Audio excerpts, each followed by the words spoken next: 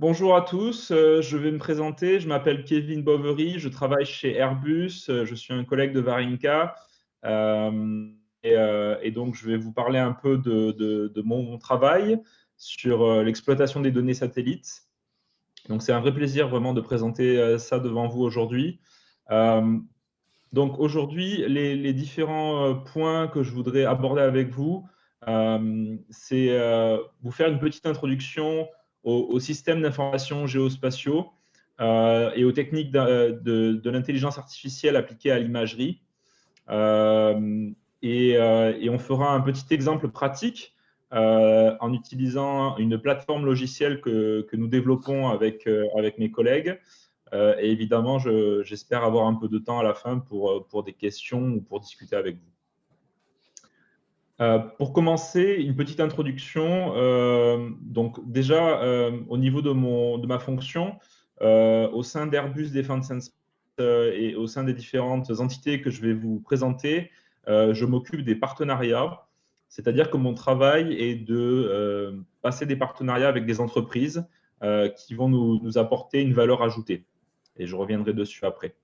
Airbus, vous connaissez probablement l'entreprise Airbus qui construit évidemment des avions et des hélicoptères. Mais il y a une troisième division qu'on connaît peut-être un peu moins qui est Airbus Defence and Space. Airbus Defence and Space développe et construit et vend des systèmes spatiaux, donc des satellites, des lanceurs aussi à travers une co-entreprise avec le groupe Safran, des avions militaires comme l'A400M, des drones et ainsi que des services et des équipements dans de nombreux domaines. Et justement, la partie à laquelle j'appartiens, qui s'appelle Intelligence, fait partie vraiment de ces services et équipements. Intelligence, en fait, c'est une entité qui opère des satellites qui vont observer la Terre. Cette entité va produire des images à partir des satellites, vendre ces données et on a développé des plateformes digitales pour distribuer les données. On développe aussi des solutions digitales qui sont spécifiques à certains domaines d'activité comme l'agriculture ou les activités maritimes, les activités pétrolières et bien d'autres. Dans ce cadre-là, on a créé une start-up à Berlin qui s'appelle Up42, UP42 en français. Et je travaille en fait pour cette start-up. Et en fait, cette start-up qui appartient complètement à Airbus et développe une plateforme digitale pour les développeurs qui veulent utiliser de la donnée géospatiale et des algorithmes pour créer des applications. Et un peu pour faire un parallèle, vous avez tous des téléphones portables, très probablement, avec des applications. Le but du jeu, c'est de créer un peu de store, mais dans le milieu du géospatial. Alors évidemment, le géospatial, vous vous demandez ce que c'est, et je vais vous expliquer un peu, évidemment, de quoi on parle. Donc, quelques définitions. Alors, je vais être honnête avec vous, hein, ces définitions, vous les trouvez sur Wikipédia ou vous les trouvez sur Internet un peu partout. Je ne suis pas très original là-dessus, mais elles sont, ce que vous trouvez sur Internet, c'est assez bon. Je ne vais pas rentrer dans trop de détails, mais je voulais quand même vous expliquer rapidement ce que c'était évidemment une donnée géospatiale. Qu'est-ce qu'on appelle le remote sensing ou télédétection en français et les systèmes d'information géospatiale. Donc, la donnée géospatiale, c'est en gros, globalement, c'est une donnée qui vous donne la forme et la localisation d'un objet. Donc, ça va comprendre évidemment des données géométriques. Typiquement, si vous avez une voiture qui est identifiée sur une image, vous aurez la position avec les coordonnées GPS de la voiture, la forme de la voiture, et ensuite vous aurez potentiellement des attributs et des caractéristiques qu'on appelle des métadonnées. Voilà, donc c'est globalement très souvent une donnée géospatiale, ça va être une image à laquelle vous allez avoir un certain nombre de paramètres associés. La télédétection, globalement, c'est la science c'est le domaine vraiment sur la mesure et l'acquisition d'informations, d'images.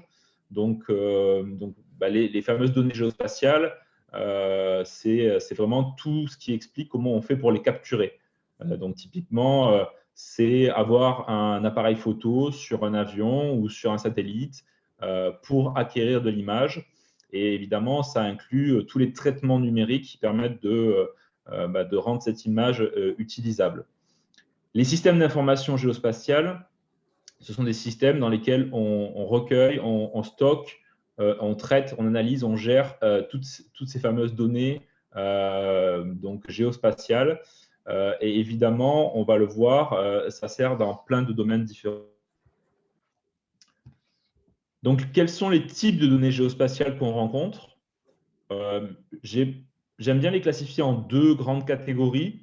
Les données de type vraiment image, qu'on appelle aussi raster en anglais, qui sont globalement de l'imagerie satellite, de l'imagerie prise par avion ou par drone, avec un capteur, alors soit un appareil photo classique qui prend des photos comme vous le connaissez, vous le savez, dans le visible, dans le spectre électromagnétique visible.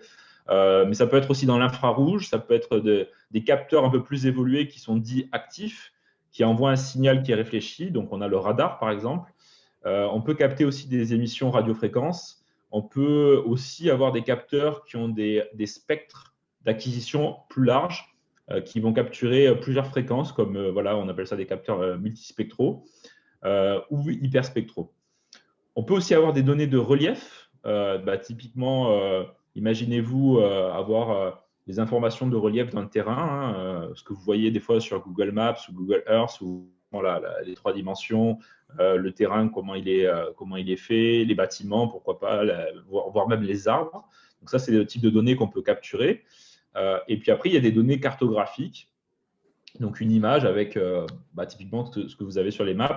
Donc un plan avec les bâtiments, avec des points d'eau, voilà, tout un tas d'informations géographiques. Vous pouvez aussi avoir des données de type vectoriel ou tableau, où au lieu d'avoir de l'image, là, c'est purement un tableau de données. Donc, j'ai donné quelques exemples, les données météo, les données aussi qui viennent d'objets connectés. Donc, vous connaissez sûrement tous maintenant l'IoT, on parle de Internet of Things, les objets connectés. On en a partout autour de nous, que ce soit des montres, des capteurs qui sont connectés. Vous avez peut-être à votre domicile aussi des ampoules connectées ou maintenant plein d'appareils qui sont connectés. Ça peut être aussi des bateaux qui émettent des signaux et qui ont des capteurs. Donc, pour les bateaux, on parle d'AIS et les avions, on parle d'ADS-B. Donc, c'est des formes en fait de connectivité qu'on a embarquées sur les bateaux et sur les avions pour mieux les suivre et pour mieux comprendre dans quel état ils sont. Donc, en règle générale, ce ne sont pas des images qu'on a, ce sont carrément des données dans des tableaux. Et évidemment, les données cartographiques que je mentionnais précédemment, on peut aussi les avoir sous forme de tableau. Alors, je voulais commencer, alors bon, c'est un vieux schéma qu'un collègue m'a donné, donc il est un peu old school, mais je voulais vous montrer comment on acquiert de la donnée avec un satellite d'observation de la Terre. Et pour cela, en fait, je voulais vous montrer 2 boucles. Une première, c'est pour accéder à de l'image qui a déjà été acquise, puisqu'en fait, à chaque fois qu'un satellite prend une image, on la stocke, et maintenant on l'archive dans le cloud. Donc, évidemment, nos utilisateurs ils peuvent accéder à cette donnée. C'est un peu comme si vous alliez sur Internet et vous cherchez, voilà, je veux une image de la Réunion qui date d'il y a 2 mois. Vous sélectionnez la zone que vous voulez regarder. Et globalement, si une image a été acquise il y a 2 mois, elle est dans le système et donc vous allez pouvoir la télécharger. Donc ça, c'est la première boucle. On a un utilisateur qui fait une demande, donc voilà, il veut une nouvelle image. Ça part sur nos serveurs, on accède au stockage et ensuite, il y a un processing qui est mis en place pour produire l'image et l'image est mise à disposition de l'utilisateur via un système de téléchargement. Donc, c'est ce qu'on appelle la boucle d'archive, archive loop. Mais on peut aussi maintenant imaginer que l'utilisateur, il veut avoir une image nouvelle. Il dit, voilà, je veux avoir une image qui date de maintenant, ou en tout cas au plus tôt. Et donc, pour cela, il peut programmer un satellite, et ce qu'on appelle la boucle de tasking. Et globalement, l'utilisateur va envoyer une demande au serveur. Et là, on a carrément des stations sol avec des antennes, comme vous le voyez sur le dessin. Ces antennes communiquent avec nos satellites d'observation qui sont en orbite autour de la Terre. Et le satellite, qu'est-ce qu'il va faire? Il va prendre une photo. Cette photo, il va la renvoyer à une antenne de réception, une fois qu'elle est acquise. Globalement, la photo va être envoyée vers l'utilisateur une fois qu'elle est prête. Quelles sont les applications de l'observation par satellite, de la télédétection, pardon. Globalement, on les classifie en 3 grandes catégories: localiser, mesurer et identifier. Alors, les types d'analyse qu'on va faire, ça va être la détection d'objets, de bâtiments, de véhicules, la détection des changements, la classification des usages et de l'occupation du territoire. On peut faire de l'analyse topographique, de l'analyse géologique aussi. Quels sont les marchés qu'on adresse? Globalement, un peu tout. On peut s'en servir pour faire de l'agriculture, pour protéger l'environnement. On peut s'en servir pour suivre et surveiller des infrastructures. On peut s'en servir dans le milieu de l'assurance, des finances, de l'immobilier, dans l'utilisation et dans la gestion du territoire, très important. Le maritime, toutes les activités maritimes, évidemment. Toutes les activités liées au pétrole, au gaz, à l'énergie en général, la gestion des énergies, les mines aussi, mais aussi les transports. Alors, je parlais du maritime, ça en fait partie, mais les transports plus globalement, et la sécurité et bien entendu la défense, vous vous en doutez bien. Donc là, je ne rentrerai pas dans le détail, de toute façon, je vous ferai passer la présentation. J'ai listé en fait un peu en vrac plein de cas d'usage, mais vous voyez on peut faire en fait grâce à ces données d'imagerie et notamment des données satellites, on peut travailler sur le rendement agricole, on peut suivre la déforestation, on peut détecter s'il y a de la végétation qui est en train d'aller sur une infrastructure critique, comme une ligne électrique par exemple, ou un chemin de fer. Si un arbre est en train de tomber, on peut le voir et ça permet d'intervenir sur place. On peut gérer un plan d'urbanisme d'une ville. On peut surveiller les activités des bateaux partout dans le monde, même au milieu des océans, et on peut optimiser l'activité d'un port, par exemple. On peut aussi détecter vraiment, par exemple, s'il y a un problème sur un pipeline qui transporte du pétrole ou du gaz, et ainsi de suite. Donc, il y en a vraiment plein. Et là, c'est juste quelques exemples que je vous ai donnés. Je vais passer assez vite sur celle-ci, mais c'est juste pour vous expliquer que dans le géospatial, évidemment, il y a plusieurs dimensions qui rentrent en jeu, qu'on appelle résolution. Et en fait, les types de résolution vont dépendre de l'instrument qu'on utilise pour capturer la donnée, l'instrument et le système, évidemment. Et on va voir que la résolution, elle a une influence très forte sur le type d'application qu'on peut réaliser. En fait, on a 4 résolutions différentes. La résolution spatiale, qui est globalement, si vous voulez, c'est ce que vous avez quand vous avez sur un ordinateur ou un téléphone. En gros, quelle est la résolution de l'image?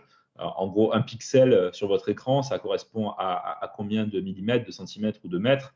Donc là, c'est pareil, c'est sur l'image, un pixel, à quoi ça correspond? Évidemment, plus ce pixel il va correspondre à quelque chose de petit, plus la résolution sera fine. On a la résolution temporelle. Alors, la résolution temporelle, elle dépend de 2 choses. Déjà, c'est tous les combien je peux avoir une nouvelle image. Donc, typiquement, avec un satellite, on pourrait avoir de nouvelles images tous les jours. Mais il y a aussi la notion de quelle saison. Évidemment, si vous capturez une image en automne et si vous capturez une image au printemps, vous n'allez pas voir la végétation de la même façon. Donc, évidemment, ça joue aussi sur le type d'application.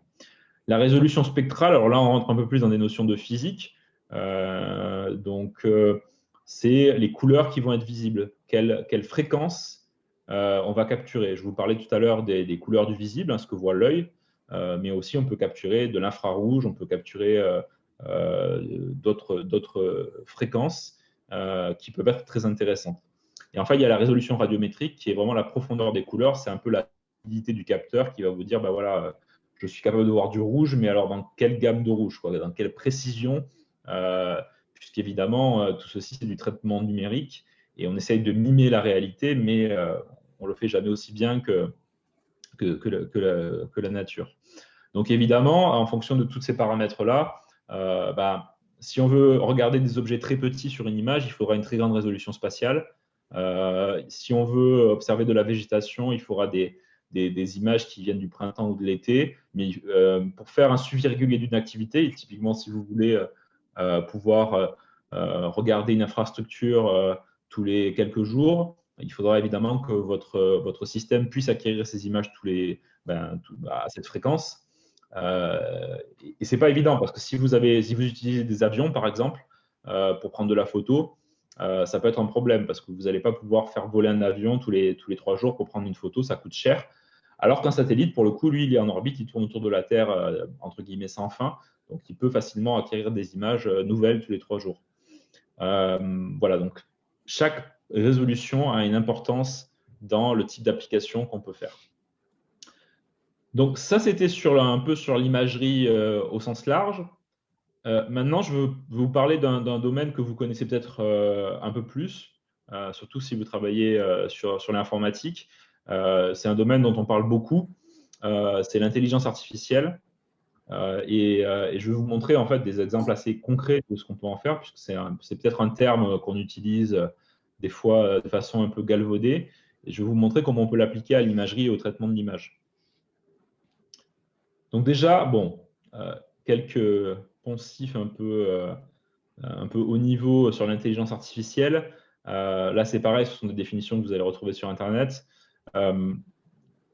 Bon, effectivement, l'intelligence artificielle, sans surprise, c'est l'ensemble des techniques vraiment pour en fait mimer, simuler l'intelligence humaine, humaine ou naturelle, on va dire.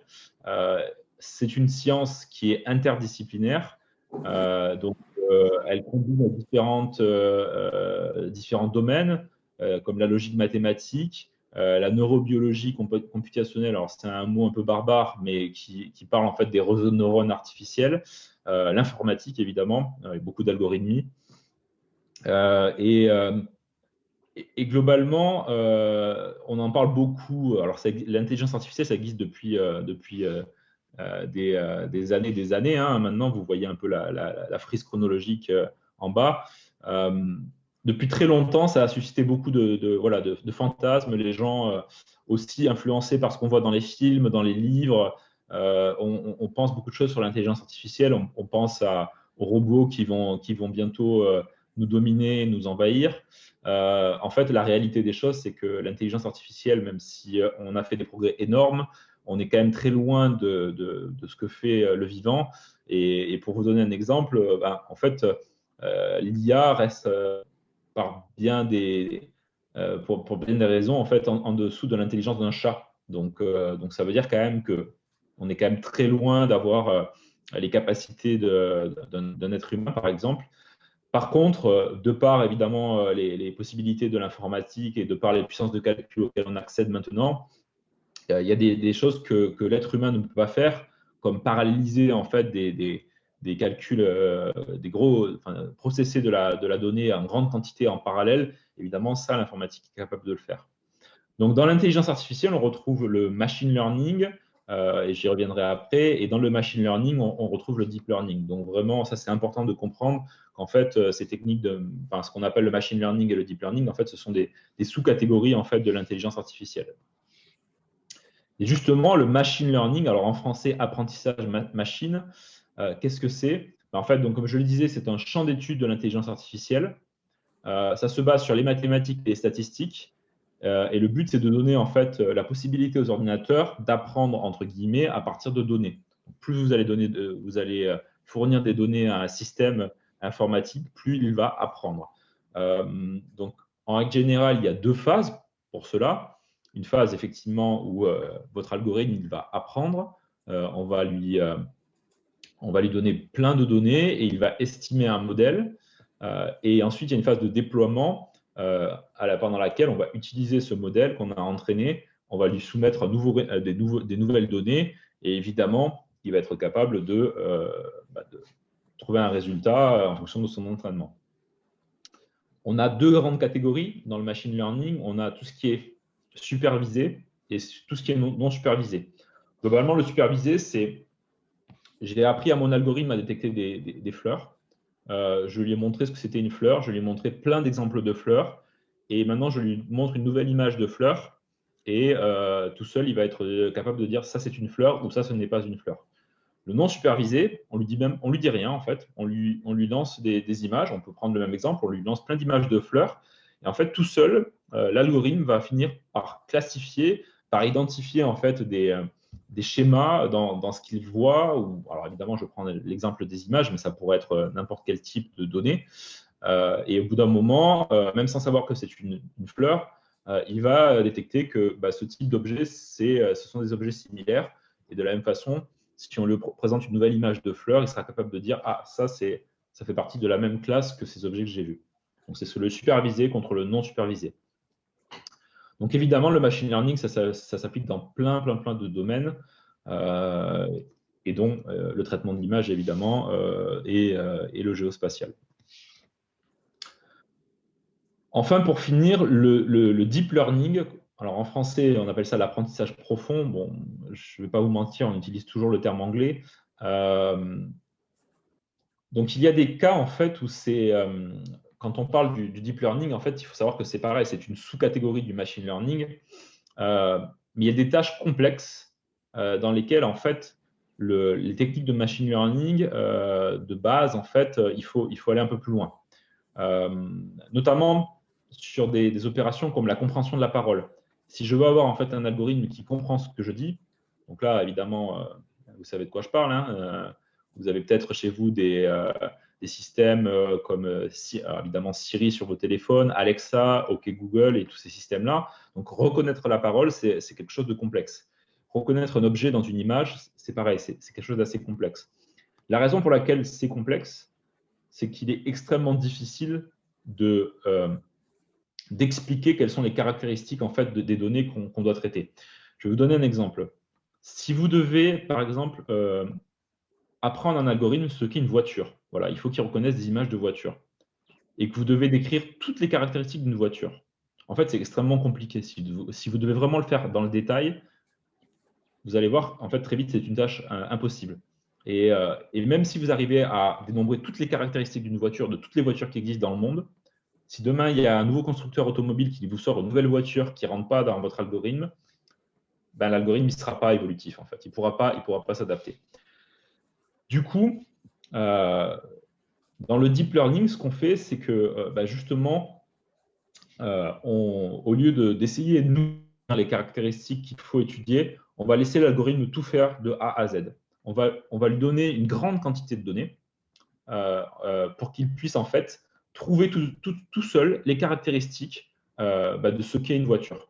Donc, des milliers, voire des millions d'images de voitures pour qu'ils disent « Ah, d'accord, une voiture, c'est ça ». Et il va, en fait, tout seul, grâce à des systèmes mathématiques et des systèmes algorithmiques, il va identifier les caractéristiques de ce qu'est une voiture, ce que sont les voitures en général.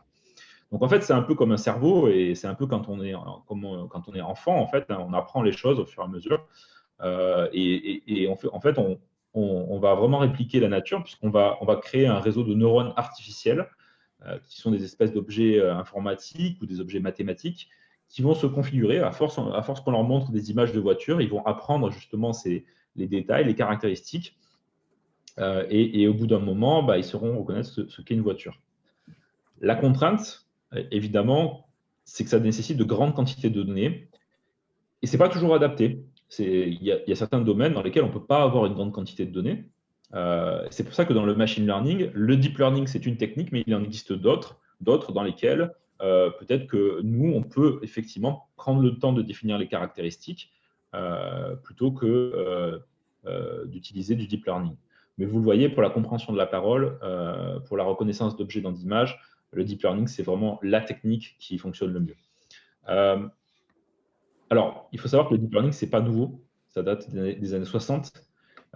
Mais ces dernières années, notamment avec l'explosion des smartphones et des assistants personnels, comme Alexa et compagnie, en fait, la reconnaissance faciale, la reconnaissance vocale, la vision par ordinateur, le traitement automatisé du langage, en fait, toutes ces choses-là sont devenues vraiment très importantes. Donc, depuis les années 2000, il y a eu d'énormes investissements qui ont été faits par les fameux GAFAM, donc Google, Apple, Facebook, Amazon, Microsoft, que vous connaissez tous, qui sont au cœur de nos vies. Donc, ils ont investi vraiment des milliards et des milliards de dollars dans ces technologies-là. pour faire donc, ces reconnaissances faciales. Maintenant, vous avez peut-être un smartphone qui reconnaît votre tête quand vous voulez le déverrouiller. Je parlais de Siri ou de OK Google et des autres. Voilà. Donc ça, c'est pour ça, au final, en fait, que toutes ces entreprises ont commencé à s'y pencher beaucoup. Et en fait, dans les années, depuis 10 ans, depuis 2010, le deep learning a explosé aussi parce que ces mêmes entreprises, de toute façon, c'est les mêmes. C'est Microsoft avec Microsoft Azure, c'est Amazon avec AWS, Amazon Web Services ou Google qui ont développé des énormes centres de calcul. On parle de big data, de cloud computing.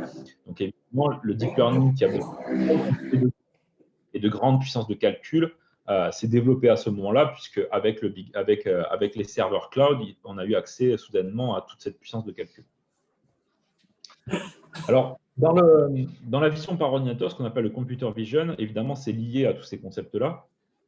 Le but du jeu, en fait, ça va être sur une image ou sur une vidéo, de comprendre ce qui se passe. Vous voyez sur l'image en dessous, en gros, c'est une photo prise d'une voiture.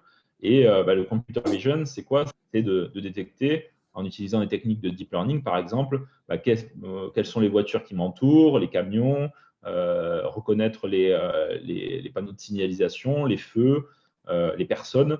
Donc, évidemment, vous savez qu'il y a un grand domaine, c'est les voitures autonomes.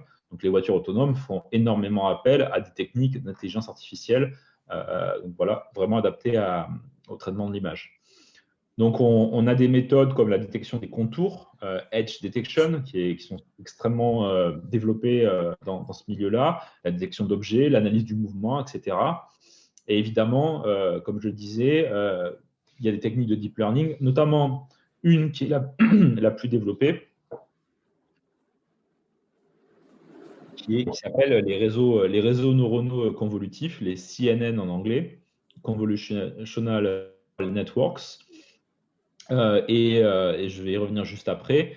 Et c'est pareil, en fait, je reviens sur ce que je disais juste avant. En fait, le fait qu'on ait des capacités de stockage et de calcul qui sont complètement démultipliées avec le cloud, ça permet maintenant d'automatiser à grande échelle des actions qui étaient réalisées jusque-là par un être humain. Le problème, c'est que l'être humain, il est limité évidemment dans son temps et dans ses ressources. On ne peut pas avoir un être humain qui est toujours en train de regarder en disant ça c'est une voiture, c'est un camion, alors que l'ordinateur, lui, peut le faire. Donc, on avait discuté en préparation de cet atelier, on a discuté un peu sur le fait de vous donner des notions d'algorithmie. Alors, je ne vais pas vous mentir, ça fait très très longtemps que mes études d'ingénieur sont derrière moi et je vous avoue que je ne suis pas un expert en réseaux neuronaux convolutifs. Franchement, si vous êtes versé dans l'algorithmie, je vous invite à aller regarder comment ça fonctionne. Il y a des outils très puissants qui sont fournis. Si vous aimez bien bidouiller, alors je dis ça, mais c'est pas juste bidouiller, mais si vous aimez bien développer dans votre coin, je vous invite évidemment à aller utiliser des outils comme TensorFlow qui sont développés par Google, qui sont extrêmement puissants et qui sont utilisés dans le domaine vraiment de l'intelligence artificielle, du deep learning. Ça utilise beaucoup de langage Python. Les CNN, donc vous avez un exemple à votre droite sur l'image. Donc, ce sont des réseaux de neurones qui sont utilisés pour classifier les images. Ça permet de les classifier, de les regrouper par similarité, de chercher des objets dans une scène. Donc, c'est vraiment comme je le disais, dans le cœur du deep learning. On va les utiliser pour reconnaître un visage, par exemple. Donc, le face recognition, ce qu'on disait tout à l'heure, la reconnaissance faciale que vous avez sur les téléphones, par exemple. Une personne, un panneau de signalisation, donc typiquement pour les voitures autonomes. Mais ça peut être utilisé aussi dans le médical, détecter automatiquement une tumeur, par exemple, sur de l'imagerie médicale. Donc, globalement, en termes d'algorithmie, ça va être plusieurs couches, c'est pour ça qu'on appelle ça du deep learning. Chaque couche va regrouper des neurones qui vont faire des opérations spécifiques. Et les neurones, on en a deux types globalement. On a des neurones de traitement qui vont traiter une portion de l'image à travers une fonction de convolution. Et en fait, on va essayer globalement de détecter un peu, d'identifier des morceaux en scrutant toute l'image en fait. Et ensuite, il y a une mise en commun qui est faite, le pooling voilà, pour regrouper tout ça, et des traitements correctifs, évidemment, pour corriger les erreurs. Et ça se répète, en fait. Il y a un système il y a un processus vraiment de boucle. En fait, on le fait plusieurs fois, on applique plusieurs fois, en fait, les processus. C'est pas facile à expliquer en quelques minutes. Et encore une fois, je suis pas un expert. Donc, je vous invite vraiment à aller chercher ça. Il y a beaucoup de documentation en ligne. Et j'espère en tout cas que bon, voilà, ça vous donnera quelques idées. C'est extrêmement puissant. Ça fonctionne. Ça fonctionne très bien, notamment dans les applications liées à l'imagerie spatiale. Alors, ça fonctionne évidemment parce qu'on a ces puissances de calcul. C'est que jusqu'à présent, en fait, l'imagerie spatiale, on en fait depuis 40 ans. Mais la raison pour laquelle maintenant on utilise le deep learning dans ce milieu-là, bah, c'est qu'on peut stocker les images en grande quantité, ce qui n'était pas le cas obligatoirement avant. Maintenant, les images, on les met dans le cloud. On a des téras et des téraoctets de données qui sont stockées. Donc évidemment, ça nous permet d'avoir beaucoup de données d'entraînement. On a des puissances de calcul qui sont phénoménales. Ça nous permet effectivement de processer ces données en grande quantité. Et donc, grâce à ça, on peut faire quoi? Bah, c'est un peu une répétition, mais c'est le cas. Hein. Pour l'imagerie satellite ou l'imagerie aérienne ou drone, on peut identifier des objets comme les bâtiments, les routes, les bateaux, les avions, les voitures. Et on va y revenir sur les voitures, puisque c'est le cas concret qu'on va faire. Alors évidemment, comme je disais tout à l'heure, ça dépend de la résolution. C'est toujours pareil. On peut classifier aussi les types d'utilisation des terres. Par exemple, on regarde une image et on veut savoir, par exemple, ce morceau, c'est une route, ça c'est plutôt une déconstruction, ça c'est de l'eau, c'est une rivière ou un lac, ça ce sont des forêts, des champs, etc. Donc ça, on peut avoir un algorithme qui va classer automatiquement le type d'utilisation. On peut créer des cartes de données, par exemple analyse de la biomasse, hein, vraiment voir la végétation et l'analyser dans des détails assez fins. On peut savoir par exemple quelle est la santé des arbres. C'est possible. En utilisant notamment les bandes de fréquences dans l'infrarouge, on peut en fait, comme vous le savez, peut-être il y a une complémentarité. Quand on est dans l'infrarouge, ça permet de bien analyser tout ce qui est vert. Donc, grâce à ça, on peut savoir un peu quelle est la santé en fait des arbres ou même dans l'agriculture, ça permet de faire des analyses pour voir quelle est la santé des plantes, des cultures. On peut aussi analyser la pauvreté. On peut faire tellement de choses en classifiant et en identifiant des objets.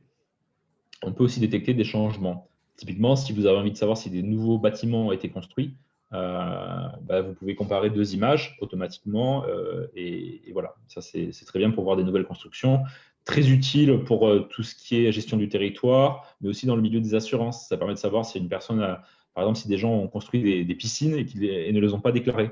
Un exemple un peu bête, mais c'est vrai que c'est quelque chose qui est facilement faisable en analysant automatiquement de l'imagerie spatiale, aérienne ou drone.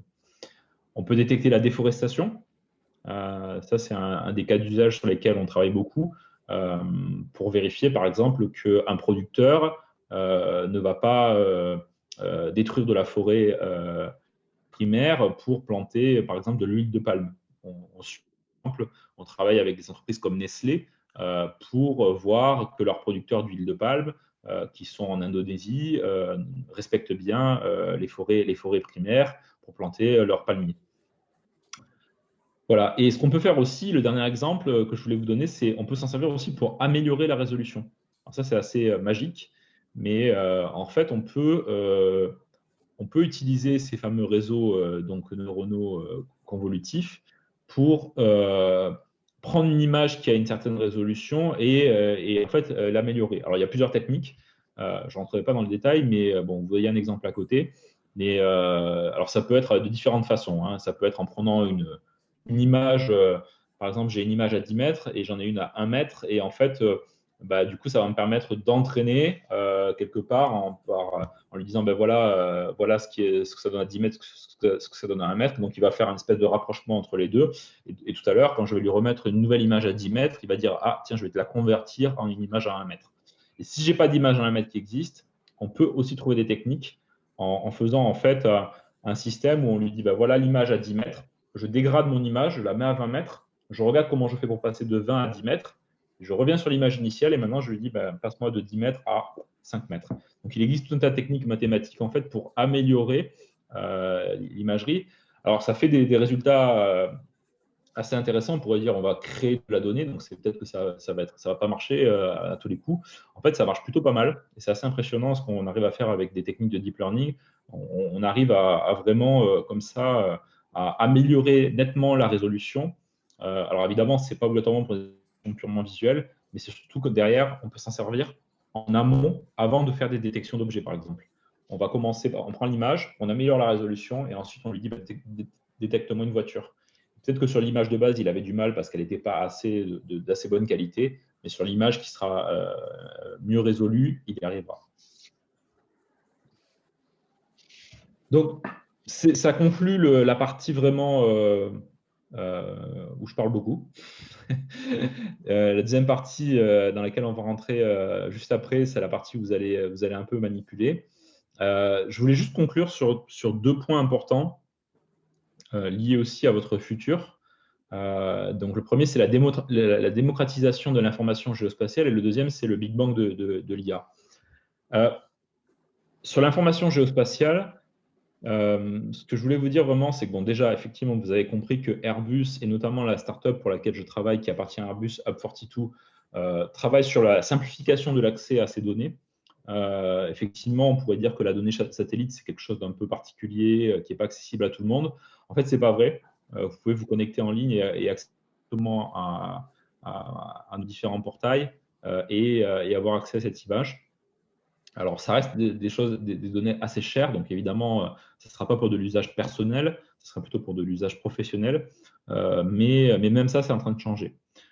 Et même si vous ne devenez pas ingénieur dans le géospatial ou voilà, vous ne travaillez pas en informatique dans ce milieu-là ou dans l'image satellitaire, en fait, vous avez vu qu'il y a tellement de domaines d'activité dans lesquels ça peut être utilisé que vous pourriez en fait amener à croiser ce type de données. Je vais dire une chose bête, mais même si demain vous décidez de travailler dans l'agriculture, en fait, de plus en plus d'agriculteurs utilisent les données satellites pour faire ce qu'on appelle de l'agriculture de précision, pour optimiser le rendement de leur exploitation et pour limiter l'impact écologique de leur activité. C'est juste un exemple comme ça, mais on voit que voilà, les données géospatiales sont utilisées partout. Sur l'IA, bon là, c'est un peu... là, je pense que vous en êtes tous conscients. L'IA est utilisée dans de nombreux domaines maintenant, dans tout type de métier. Donc, il suffit de regarder un peu les métiers qui sont les plus demandés maintenant dans beaucoup d'entreprises. On parle de data scientist, de data analyst, data miner, d'architecte cloud, de développeur big data, data manager. Donc, il suffit de le voir. Effectivement, si vous aimez l'informatique, vous allez vous rendre compte qu'en fait, ces métiers-là sont en train d'exploser. Ils sont extrêmement demandés et ils sont souvent très bien payés. Donc, même si quelque part, l'IA appliquée au géospatial, ce n'est pas votre truc, en fait, les techniques sont les mêmes. Quel que soit le domaine dans lequel vous allez exercer, l'IA, en fait, c'est quelque chose de transversal. Les techniques de deep learning, en fait, on peut s'en servir dans de nombreux domaines. Donc, les bases sont un peu toujours les mêmes.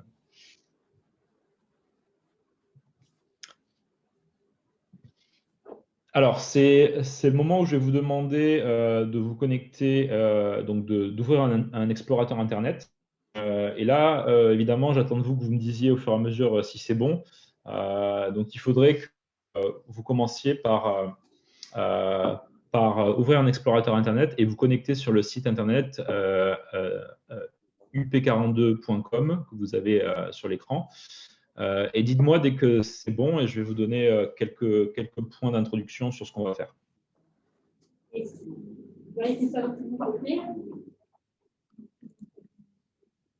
Pardon? Je regarde tout de mon côté, bien connecté. Je t'entends pas du tout, Varenka. Là, tu m'entends ou pas? Pas du tout. Oui, je t'entends un peu mieux. Si on a le son de l'ordinateur, on a là-bas. Un peu loin le micro, c'est pour ça. Oui, je te dis, je pense que c'est bon, tout le monde y est. Ouais. Ah, pas tout à fait. On a encore une personne.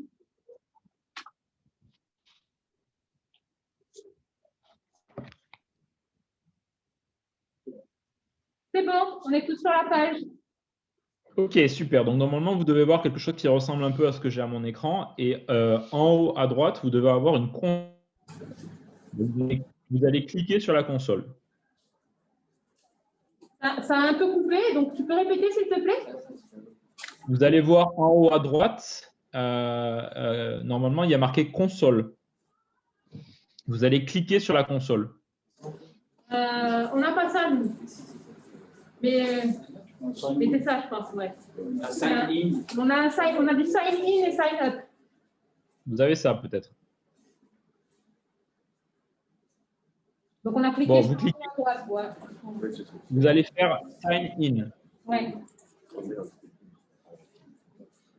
Ok. Donc, ce qu'on a fait, c'est qu'on a créé 10 comptes pour vous aujourd'hui. Normalement, j'avais demandé effectivement qu'il y ait 10 groupes qui soient créés. Je ne sais pas exactement combien vous êtes dans la salle en tout cas. Mais voilà, vous pouvez chacun utiliser en fonction du groupe qui vous a été attribué le mail qui est écrit ici, donc trainee plus 01, 02, 03, etc. @up42.com. Et le mot de passe, c'est celui qui est décrit là. Donc, en utilisant évidemment en respectant les majuscules et minuscules, LGRNG dièse 01 point d'exclamation. Donc, normalement, vous devez... 1, 2, 3, 4, 5, 6. Combien 3, 2 Donc, Kevin, pour l'information, on a 6 groupes. Ok. Voilà, donc on va utiliser les 6 premiers identifiants. Voilà. Parfait. Bah, dites-moi quand tout le monde est connecté. Ok.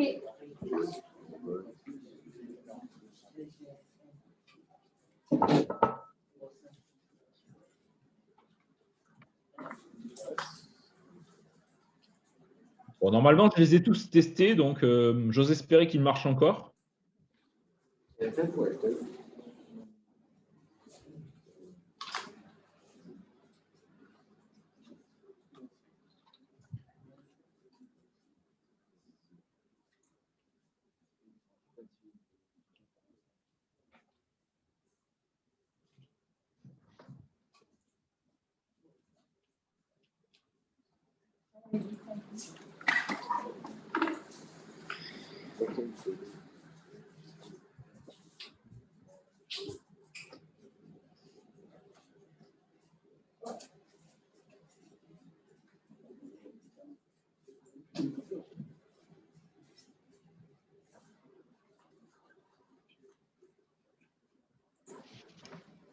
Vous arrivez à vous connecter? Ouais, je pense que c'est bon là. Ouais, c'est bon. Ok. Donc, normalement, vous arrivez sur une page. Alors, vous n'avez pas obligatoirement les mêmes projets que j'ai moi. Vous arrivez sur une page qui s'appelle Projet et vous allez cliquer sur Start a Project. Et là, vous allez donner un nom à votre projet et vous allez cliquer sur Save.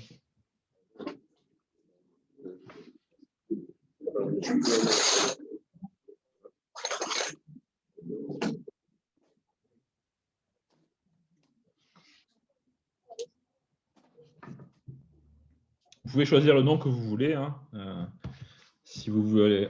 Ce qu'on va faire, nous, de toute façon, c'est qu'on va détecter des voitures. Donc, vous pouvez appeler ça détection de voiture, car detection. Vous pouvez appeler ça comme ça vous amuse, à la limite. Soyez créatifs. Ça ne changera pas grand-chose.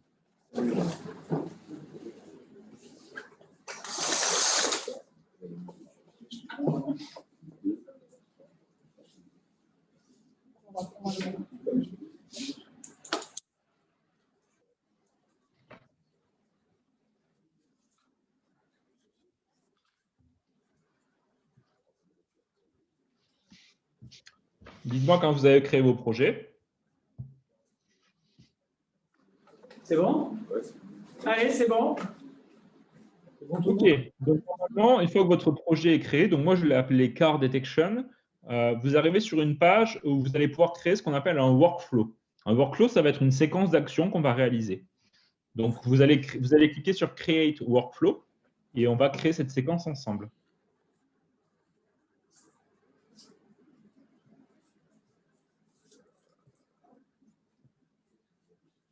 Donc, une fois que vous avez cliqué sur Create Workflow, vous arrivez sur une page comme ceci. Donc là, c'est pareil, vous pouvez donner un nom à votre workflow. Vous choisissez le nom que vous voulez. Bon, j'ai gardé le même nom, Car Detection. Évidemment, vous avez bien compris, en fait, la plateforme, elle permet de faire des projets avec plusieurs workflows, etc. Là, on fait un exemple très simple, donc j'appelle tout de la même façon. Donc, une fois que vous avez donné le nom à votre workflow, vous me dites.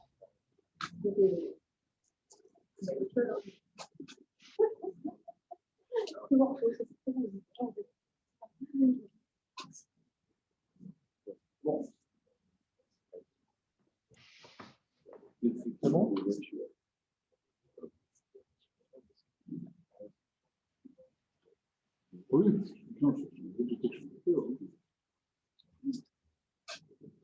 Voilà, bon,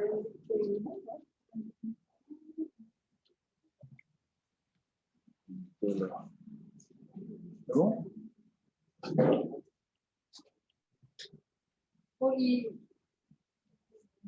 ouais, les noms des projets ont été rentrés. Donc après, c'était add data, c'est ça? Alors, vous avez rentré le nom du workflow, effectivement, et ensuite, vous allez faire Add Data. Donc là, quand vous cliquez sur Add Data, normalement, vous allez accéder au catalogue. Donc là, vous allez voir toutes les données qui sont disponibles sur la plateforme Up42. Ce que vous allez faire, c'est qu'il y a une barre de recherche en haut et vous allez rentrer Pléiades. Donc P-L-E-I-A-D-S.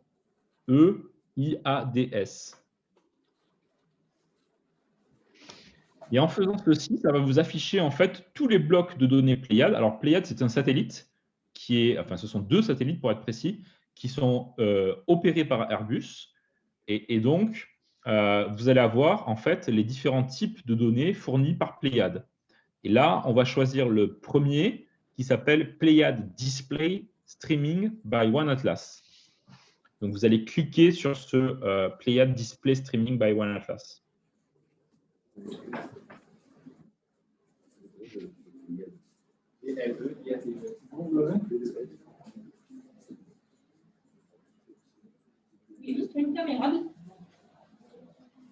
Kevin, tu as une caméra de ton côté parce qu'on ne t'a pas vu du tout pendant la présentation. Si jamais tu veux l'activer, c'est possible. Hein.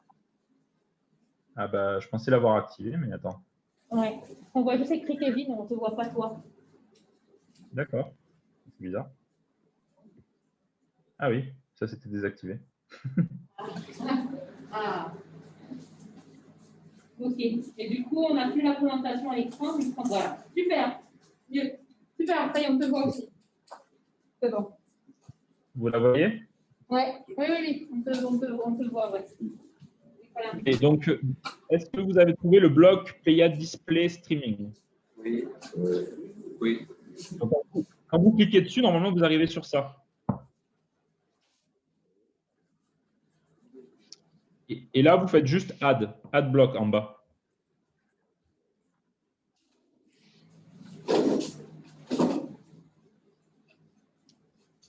Et une fois que vous avez fait Add bloc, vous allez retourner sur la page Create Workflow automatiquement et vous devez voir que le bloc, le Pléiades Display Streaming, il apparaît maintenant dans votre workflow.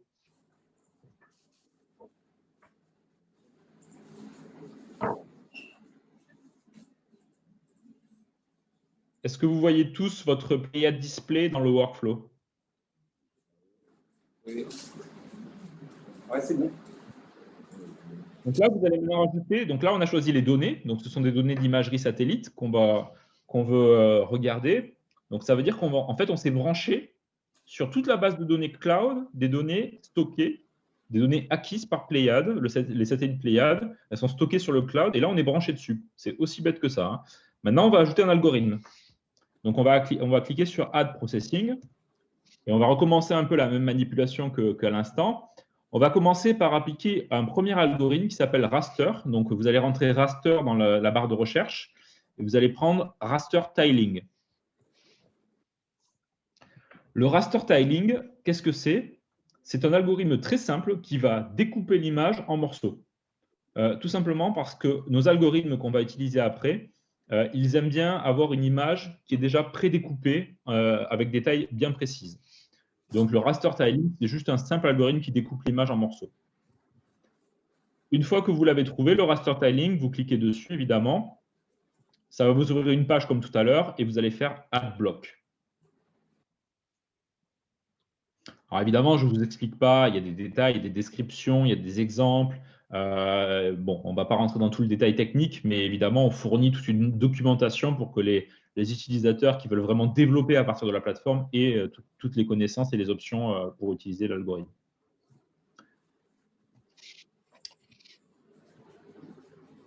Normalement, si vous avez ajouté le raster tiling, vous devez de nouveau voir votre workflow. Et maintenant, il y a le Pléiade display suivi du raster tiling. Donc, vous avez une data et un algorithme. Et dites-moi une fois que c'est bon. Oui, c'est bon. OK. Donc là, vous allez cliquer sur le petit plus qui est en bas et on va rajouter un autre algorithme.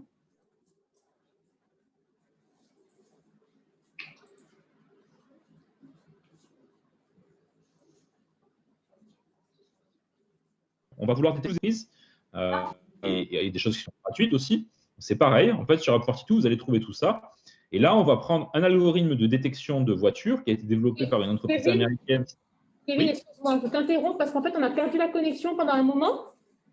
On s'est arrêté là, on a rajouté les 2 blocs et on était au 3e. Okay. Voilà. OK. Très bien.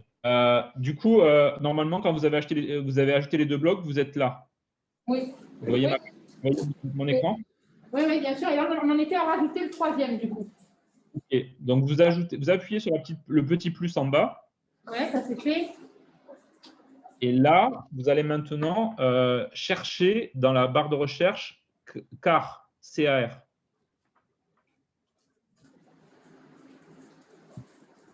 Et normalement, vous aurez un algorithme qui sera proposé, qui sera le CAR Detection by Orbital Insight.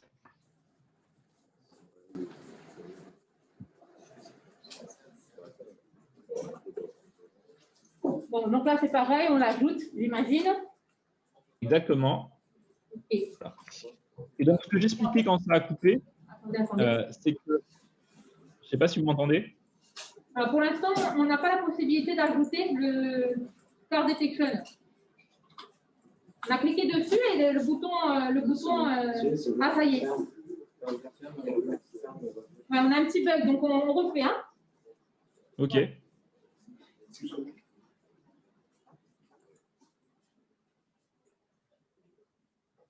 Ça a fonctionné pour certains, on finit pour les autres.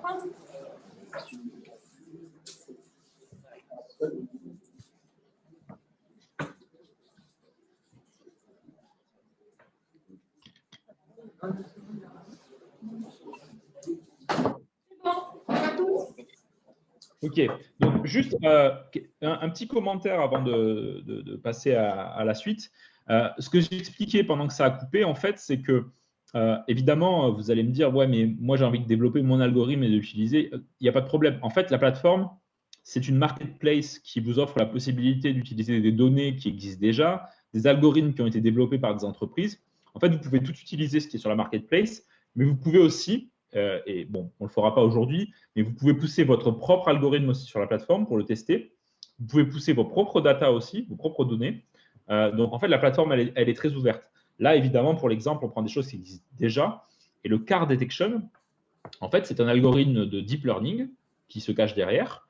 Donc, ce qu'on a vu tout à l'heure, hein, c'est un algorithme qui détecte des voitures, qui a été entraîné, en fait. Hein, il y a un modèle numérique qui a été entraîné avec plein d'images de voitures. Et en fait, maintenant, quand on lui montre une nouvelle voiture, il est capable de la trouver. Et il est très fort parce qu'il arrive à faire ça même sur des images qui ont une résolution spatiale qui n'est pas obligatoirement incroyable.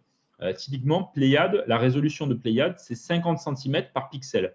Ça veut dire qu'un pixel de votre image représente 50 cm au sol. Donc, ça veut dire qu'une voiture, ça fait quoi? Ça fait quelques mètres de longueur. Ça veut dire qu'une voiture, sur l'image, c'est maximum une dizaine de pixels sur l'image. Eh bien, malgré tout, l'algorithme de car detection qu'on utilise, il est capable de reconnaître ces fameuses voitures sur une image avec 50 cm de résolution. Ce qui est quand même assez incroyable. Et ça, on lui a appris, en fait, on lui a fait manger plein d'images de 50 cm de résolution en lui montrant ce que c'était des voitures. Et maintenant, il est capable de les trouver toutes seules. Donc, une fois que vous avez atteint cette page, normalement, vous devez avoir Pléiade, Raster Tiling, Car Detection. Vous allez cliquer sur Save and Configure Job.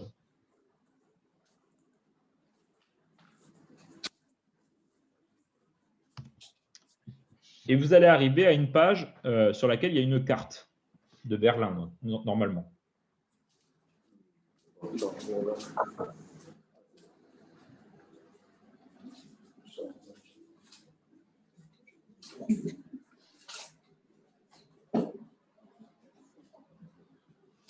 Est-ce que vous me confirmez que vous voyez une carte avec Berlin?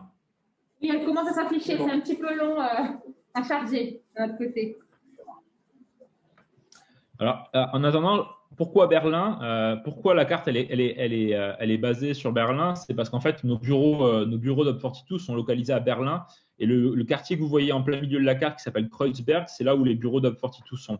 Donc ça, c'est juste pour la petite histoire. Mais évidemment, on va être capable de chercher où on veut, n'importe où sur la planète. Une fois que la carte est chargée, vous allez faire une petite manipulation. Sur le côté gauche, vous avez les parameters. Et dans les parameters, vous allez chercher, alors vous pouvez scroller dans les parameters, vous allez chercher deux paramètres qui s'appellent tile width et tile height, donc la largeur et la hauteur. Ils sont normalement à 768, il va falloir les passer à 1232.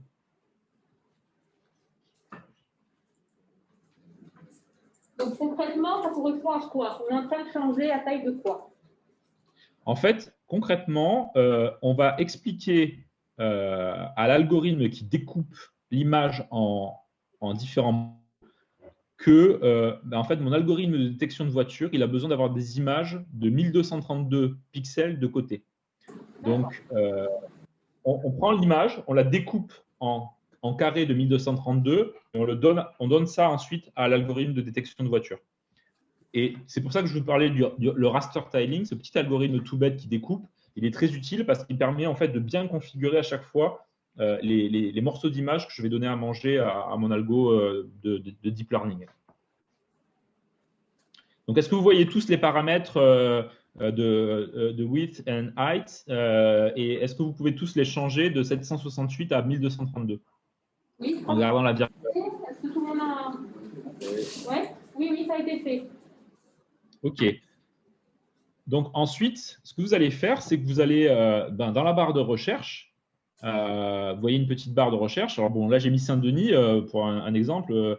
Vous cherchez un endroit que vous aimez bien, à La Réunion, typiquement, votre ville, votre village, voilà, et vous allez juste dessiner, en fait, sur la carte, une zone, un endroit, alors, pas très grand. On va essayer de la taille pour aller vite, parce que plus la zone est grande, plus ça va prendre du temps. Et vous allez chercher un endroit où vous savez qu'il y a des voitures. Typiquement, un parking de supermarché, par exemple. Vous savez qu'il y aura des voitures. Là, moi, j'ai tapé un peu au hasard dans mon exemple. Vous voyez, j'ai découpé un peu un endroit avec des rues pas loin de la mer à Saint-Denis. Donc là, je vous laisse le faire. Et il faut juste… donc, vous pouvez zoomer, hein, évidemment, sur la carte en utilisant la molette. Vous pouvez dessiner une zone. Il faut juste que vous reliez les points pour la terminer. Et ce qu'on va faire, c'est que vous allez essayer de ne pas dépasser les 1 km², sachant que la taille de la zone que vous allez définir, elle est marquée en bas. Il y a marqué AOI, 0, moi, il y a marqué 0,1 km². Donc, au maximum, vous allez faire 1 km². Donc là, je vous laisse un peu choisir les zones qui vous plaisent et puis, évidemment, essayer d'inclure soit un parking, soit des routes, voilà, enfin, vraiment des endroits où vous savez qu'il y aura des voitures.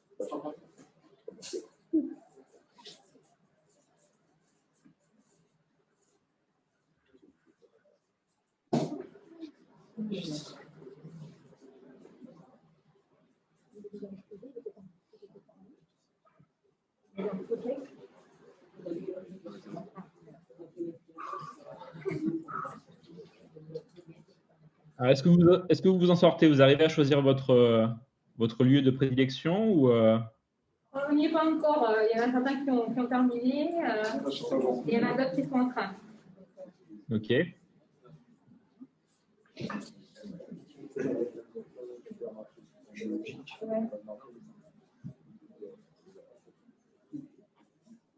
Dans la barre de recherche, vous pouvez rentrer des noms de villes. Je pense qu'on peut aussi rentrer des noms peut-être un peu plus élaborés, mais je vous avoue que je n'ai pas trop testé les noms de rues. Donc, du coup, pour définir la zone, je parlais de. Enfin, quand on a défini, on fait la taille qu'on veut, ou on essaie de rester dans un. Je parlais de rester quand même dans une taille particulière, non? Oui. En dessous de 1 km². Donc, quand tu dessines une zone, en fait, en cliquant, en fait, il suffit de relier les points entre eux. Il y a en bas, automatiquement, il y a marqué AOI et quelque chose en km². Et il faut que ce quelque chose soit en dessous de 1 km². D'accord. On va vérifier ça.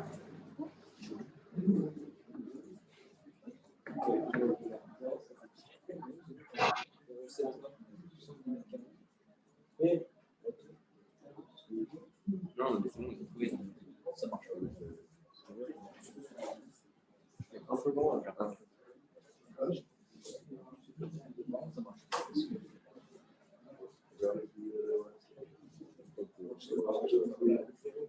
Sinon,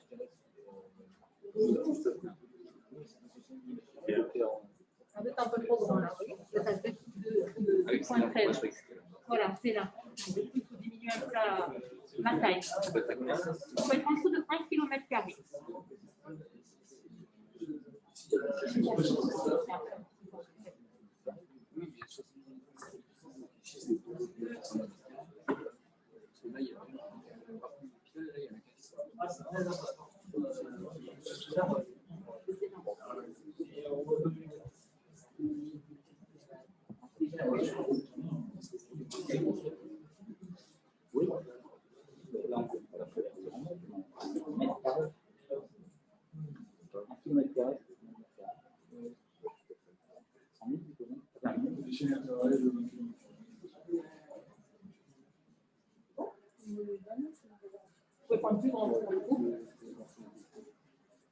Globalement, ça permet de choisir un pâté de maison, par exemple, ou un parking, ou ce genre de choses. C'est ce genre de taille qu'il faut regarder.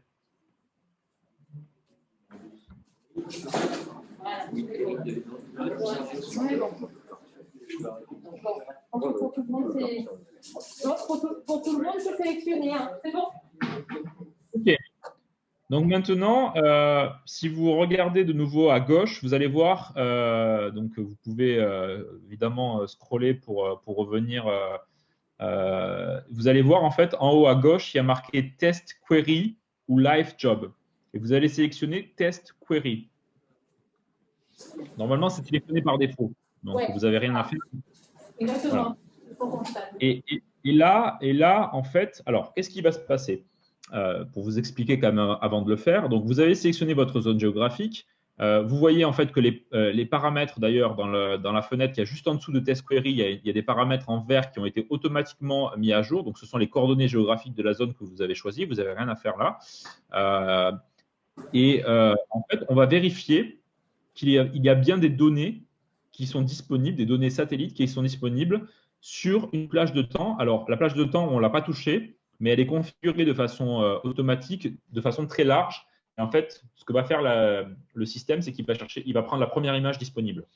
Donc, ce qu'on va faire, c'est qu'on va vérifier qu'il existe bien une image satellite qui date peut-être d'il y a 2 ans, on s'en fout, mais on va vérifier qu'elle est là, et ensuite on exécutera vraiment le calcul complet. Donc, une fois que vous avez choisi donc Test Query, vous allez cliquer sur Run Job qui sera en bas à gauche. Et quand vous cliquez sur Run Job, vous allez avoir une fenêtre comme ça qui va s'ouvrir.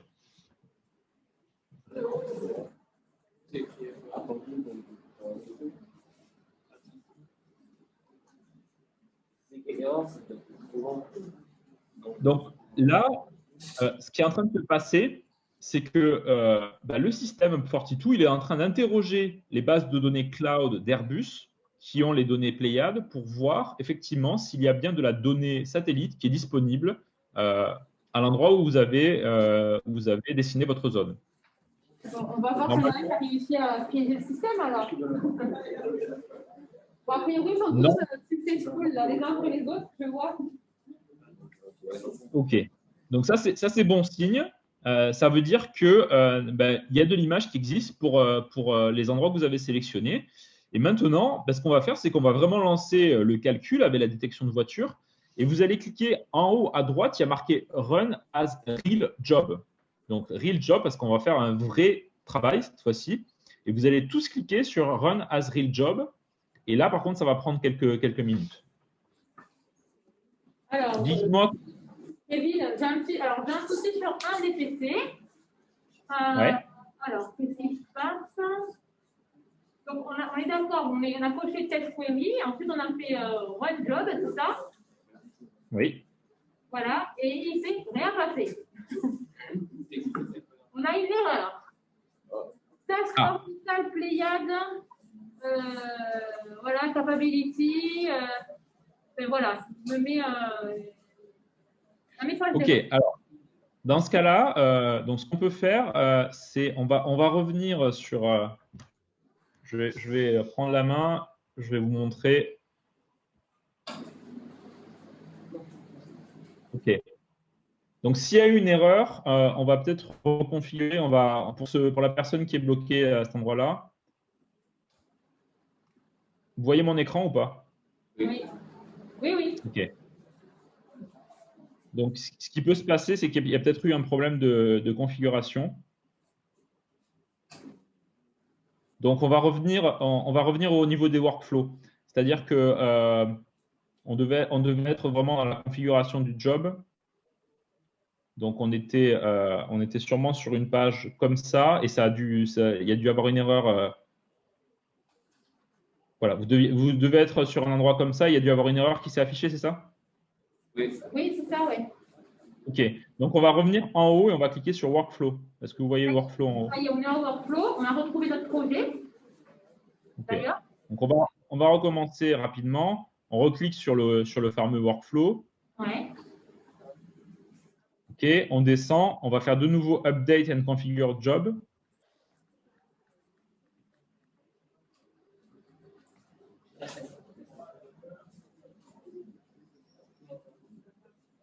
Ok. On rechange les tiles. Donc, il va falloir rechanger effectivement les valeurs à 1232. Ouais. Il faut bien vérifier que c'est bon. 1232, OK. Vérifier qu'il y a bien toujours les virgules à la fin des lignes, OK. Il faut redessiner la zone. Donc, encore une fois…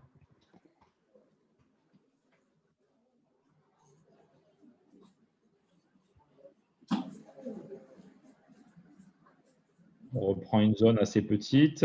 Voilà, j'ai repris mon exemple de Saint-Denis. Hein. OK, tu dessines la zone. Voilà, on vérifie que c'est en dessous de 1 km². Ouais, on est bon. C'est bon. Et là, on va essayer pour voir s'il y a un problème. Normalement, le test query, il est de base. Donc, on va juste en bas faire Run Job. Donc, déjà, on est arrivé sur la page où il est en loading. Là, on attend que ça fasse successful. Voilà. Déjà, on est arrivé sur cette page, c'est pas mal. On ne l'avait pas tout à l'heure. OK. Ouais. Voilà, ça y est, c'est successful. OK, super. Du coup, vous allez cliquer maintenant sur Run as Real Job.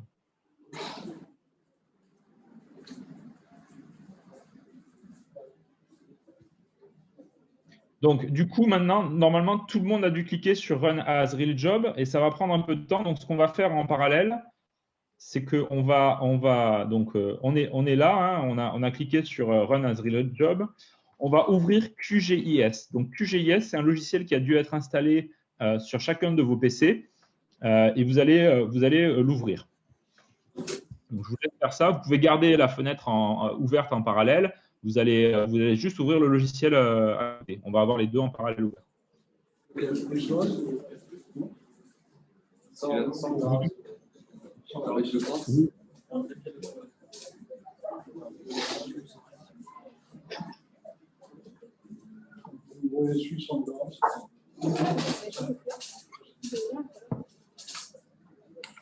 Kevin, sur Kevin, Oui. on a deux versions. On a une version avec Grass 741 et après on a une version QGIS classique. Est-ce qu'il y a intérêt à ouvrir l'un ou l'autre? Le QGIS classique. Classique, ok, très bien. Oui.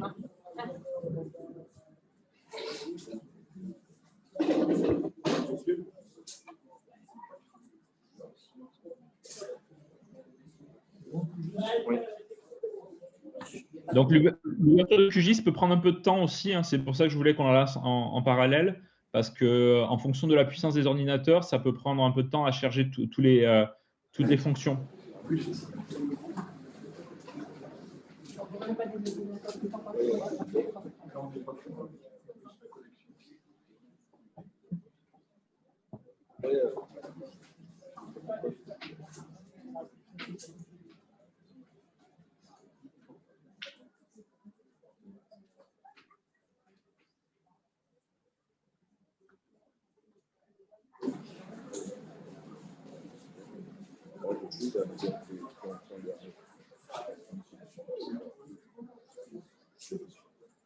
Donc, est-ce que vous voyez tous le logiciel QGIS qui est ouvert ou qui s'ouvre en tout cas?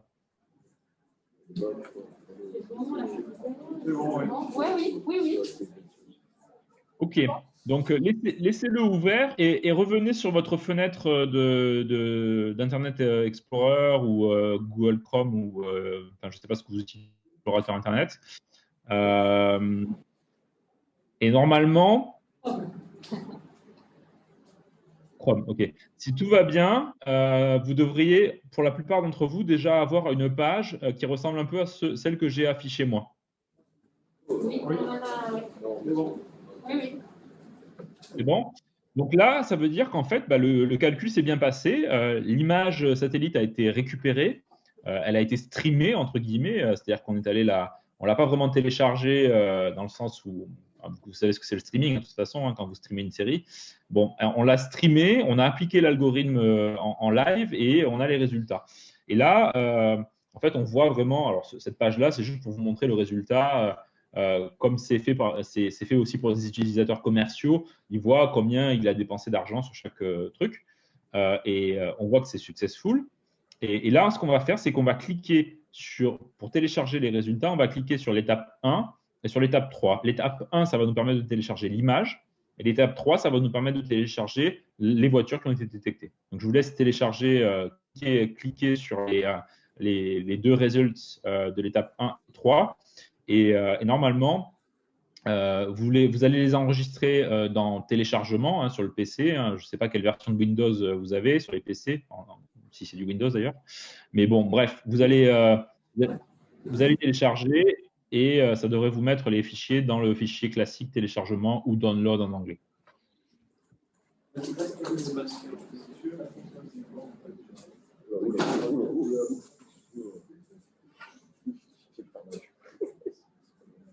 Donc, vous téléchargez vraiment les deux étapes, hein, l'étape 1 et l'étape 3. Ouais. L'étape 1, Étape 1, nous, on a un message sur un des PC, c'est écrit que c'est indisponible. Aussi ouais. C'est ce qui s'affiche, hein? C'est normal? Alors, oui et non. C'est un peu ce que je redoutais. C'est que on a déployé une nouvelle mise à jour, qu'elle serait opérationnelle ce matin, qui doit bloquer le téléchargement de l'image. Bon. C'est un peu dommage, mais bon, malheureusement, on ne pourra pas visualiser l'image satellite. Donc, quand vous cliquez sur les résultats de l'étape 1, ça vous bloque, c'est ça? Ça mouline et puis ça nous met unavailable, quoi. Voilà. Attendez, je vais juste vérifier de mon côté pour voir si j'ai la même chose.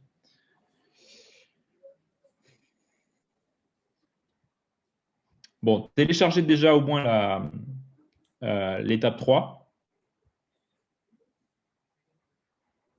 Et quand vous l'avez téléchargé, vous allez dans le téléchargement, vous devriez avoir un fichier qui s'appelle Output, qui est c'est un fichier archive, hein, c'est un fichier .tgz. C'est une archive en fait qu'on va dézipper.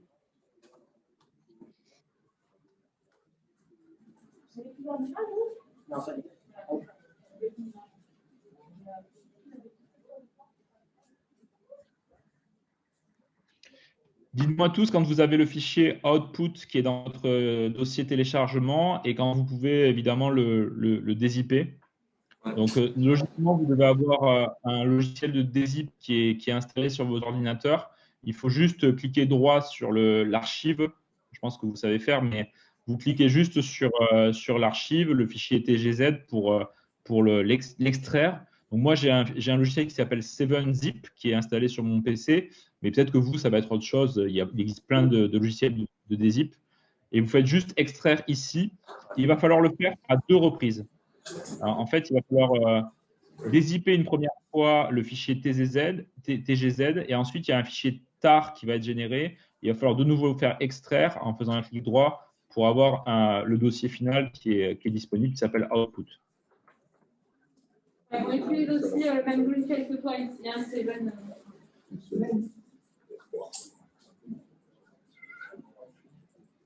C'est bon, vous êtes arrivé? Ouais, donc je confirme effectivement pour les images, c'est la même chose. Donc ils ont déployé. Ah ben, c'est pas de bol en fait. On a déployé la mise à jour qui bloque le téléchargement des images hier après-midi. Donc malheureusement, c'est un peu dommage. Alors il y a une raison, hein, il y a une raison un peu particulière pourquoi on a fait ça. C'est que en fait, normalement, quand on fait du streaming d'images, comme on l'a fait là, on n'est pas censé donner l'accès à l'image elle-même. C'est-à-dire que le but du jeu, c'est de trouver les voitures en utilisant l'image satellite. Et ensuite, une fois qu'on a les voitures, très bien, on a le résultat, mais on fournit pas l'image elle-même. Ce qui nous intéresse, c'est juste de savoir les voitures, où est-ce qu'elles sont et combien il y en a. Il existe un moyen d'avoir l'image aussi en parallèle. On n'aura pas le temps de le faire là. Il faudrait télécharger l'image. Il existe un autre type de données. Cette fois-ci, on a pris l'image Pléiade en streaming, mais on aurait pu prendre l'image en download, en téléchargement, et là, on aurait pu la télécharger. Bon, malheureusement, je ne savais pas qu'ils avaient implémenté la mise à jour pendant hier en fin de journée. Si vous revenez sur votre explorateur Internet, malgré tout, il y a plusieurs choses qu'on peut voir. Et après, on ira visualiser les résultats dans QGIS. Si vous revenez sur l'explorateur, si vous revenez sur la page, vous allez pouvoir cliquer sur Preview. Preview, ça va vous donner déjà une première idée des voitures qui ont été détectées sur votre image. Bon, on ne voit pas grand-chose obligatoirement. Si vous cliquez sur Quick Looks, ça va vous donner une image vue de très loin de la zone que vous avez sélectionnée.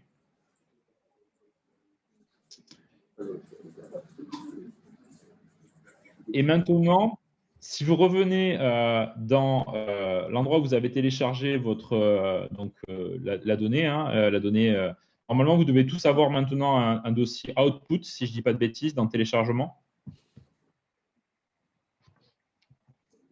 Et ce qu'il va falloir faire, c'est prendre le fichier dans Output. Il doit avoir un fichier avec une extension .json et vous allez le faire glisser dans QGIS. Donc, si vous ouvrez la fenêtre QGIS, en bas à gauche, il y a un truc qui s'appelle couche. Et vous allez prendre le fichier JSON, donc JSON, qui est dans téléchargement, dans Output, et vous le faites glisser du côté JSON. Côté.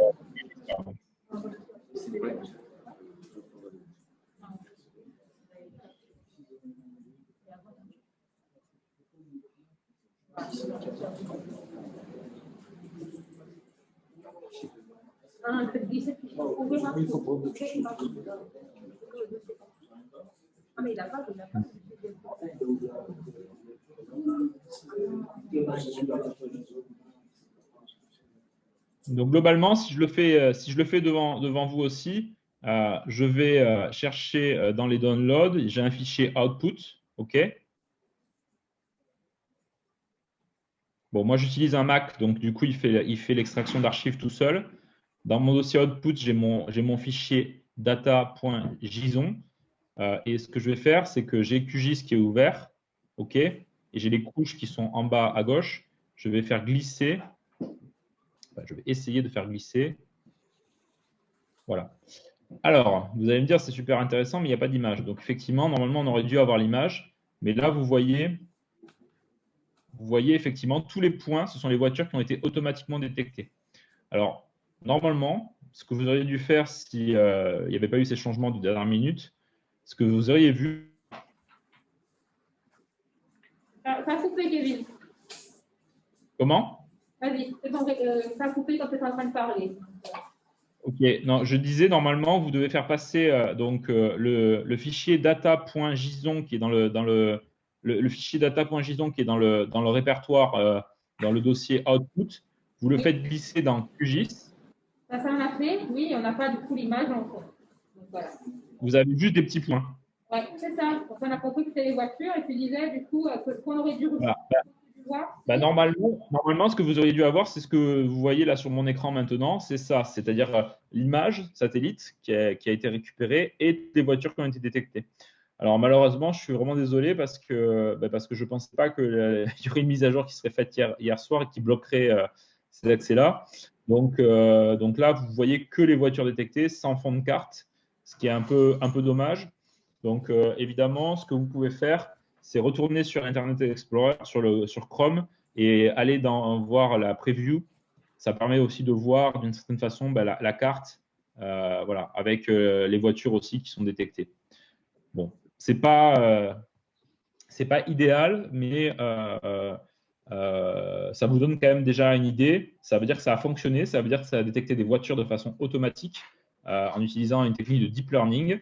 Voilà, donc pour l'image de satellite, je suis vraiment désolé, je pensais pouvoir vous la montrer, mais malheureusement, je n'avais pas prévu cette mise à jour du système. Bon.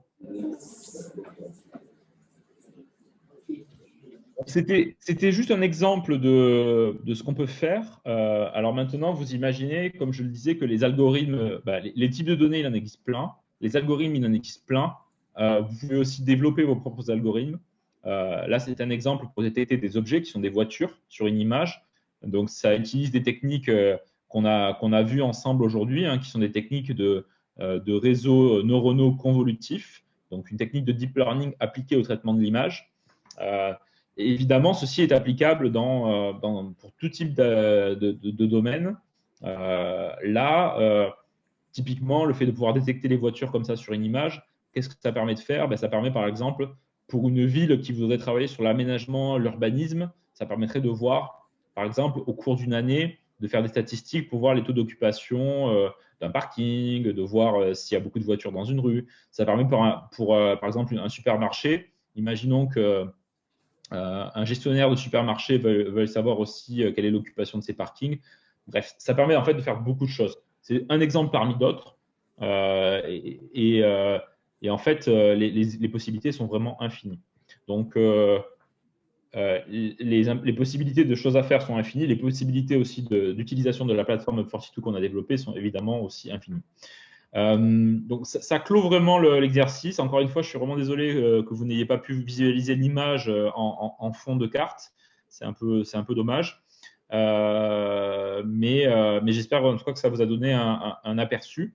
Et bon, je sais qu'on est déjà au bout du temps, mais si vous avez encore quelques minutes, évidemment, on peut discuter et je peux prendre quelques questions si vous en avez. Alors, avez-vous des questions? Oui. Ça correspond à quoi les crédits? Ça correspond à quoi les crédits? Alors, les crédits, c'est assez… alors, attends, j'arrête mon partage. Hop. On ne te voit plus là. Vous ne voyez plus? Non? Ok, bizarre. Les crédits, ça correspond à quoi? En fait, c'est juste le prix de chaque chose sur la plateforme. un crédit, c'est égal à 1 centime d'euro. Donc, si ça vaut 300 crédits par kilomètre carré, ça veut dire que ça coûte 3 euros du kilomètre carré. Donc, quand tu veux utiliser la plateforme, en fait, tout simplement, tu achètes. Donc, 100 crédits, c'est 1 euro. Et à chaque fois que tu utilises la plateforme pour accéder à des données, pour lancer des algorithmes, ça consomme les crédits, tout simplement. D'accord. Donc, ce qui veut dire que là, s'il nous reste du crédit, on peut aller continuer à chercher dans les différentes images disponibles et tester des choses si on veut. Tout à fait. Effectivement, vous pouvez aller, typiquement, si je reprends… vous voyez toujours mon écran ou pas? Non. Non. Okay. Donc, si je reviens sur la console, vous pouvez revenir dans votre projet, d'accord, et vous pouvez créer un autre workflow. Ok, vous allez dans Workflow et là, ce qu'on peut faire à la limite, c'est donc Create Workflow. Et là, on va essayer de télécharger une image. Donc, on l'appelle, je ne sais pas moi, image. Hop. Et là, vous allez choisir une donnée et la donnée, on va rester sur du Pléiade. Hop. Et vous allez prendre Download, par exemple. Download, ça va permettre de télécharger l'image. Donc là, je vais faire un workflow juste avec Download. Je fais Save and Configure. Je fais comme tout à l'heure, en fait. Et cette fois-ci, je vais rechercher toujours ma zone.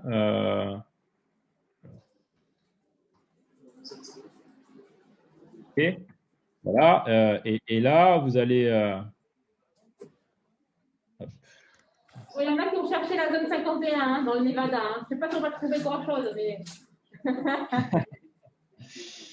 Ils peuvent toujours essayer. Après, voilà. Vous définissez une petite zone, toujours pareil, hein, une petite en dessous du kilomètre carré parce que vous n'avez pas trop de crédit non plus. Et là, à la limite, vous pouvez faire directement un live job sans vous prendre la tête et vous le lancez. Et là, ça va recommencer. Ah, bon, j'ai pas assez de crédit. OK. Bon, moi, j'ai cramé tous mes crédits, mais vous devez en avoir assez. Donc, du coup, vous allez pouvoir une petite zone, encore une fois, hein, parce qu'on vous a pas, comme vous savez, comme en fait, on paye ces données-là. On a un fournisseur qui fournit les données, on le paye nous aussi.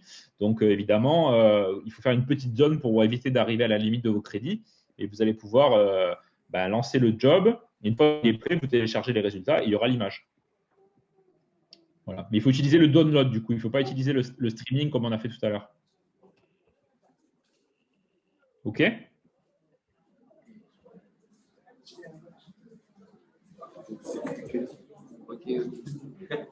que vous avez d'autres questions? Non.